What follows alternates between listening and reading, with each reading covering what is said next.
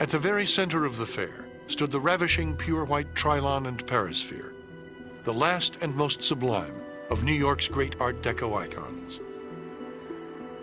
Every day, huge crowds thronged into the sphere to gaze in wonder at the immense diorama that had been constructed inside, called Democracity, a radiant vision of the city of tomorrow, wiped clean of the complexity, congestion, and disorder of New York.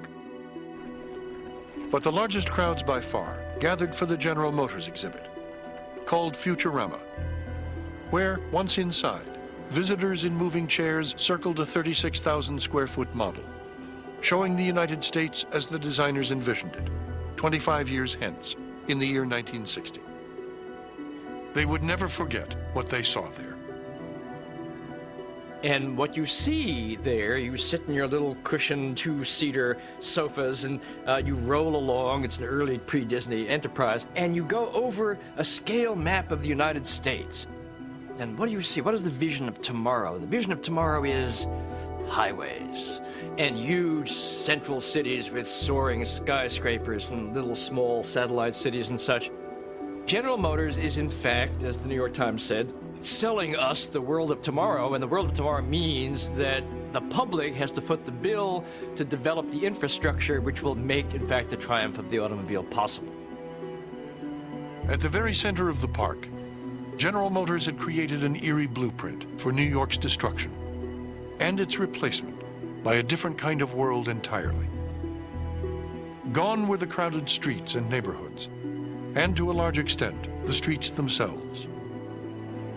In their place, in an inner city eerily empty of human beings, rose tall towers, widely separated by broad swaths of green, and bisected by highways 14 lanes wide. Those highways carried people out of the city and into an American landscape where people lived mostly in single-family houses, accessible only by car. A landscape built not around the needs of people, but around the needs of automobiles. This is not a vague dream of a life that might be lived in the far future, but one that could be lived tomorrow morning, if we willed it so. The relation between these units of stone and steel, highway and green, is a symbol of the new life of tomorrow. That life will be based on a contribution of all elements to a new and living democracy. Robert Korn. But then it took place against the backdrop of the darkness that was coming over the world. In 1939, summer of 1939, the World War II had really not started. There was an ominous feeling around the world. Hitler, of course, his soldiers were marching. Luftwaffe was regarded as this new threatening thing. There was an unease about things. And so I find what's fascinating about that World's Fair is, on the one hand, all the promise of the future, the celebration of the past, and how far we have come. We're coming out of the Depression. We're creating this new wonderful space. We're celebrating, in a sense, the achievements of the world. And meanwhile, there's this cloud that we can see in retrospect, but they could see and feel almost themselves at the time, which makes that just such a poignant moment in time.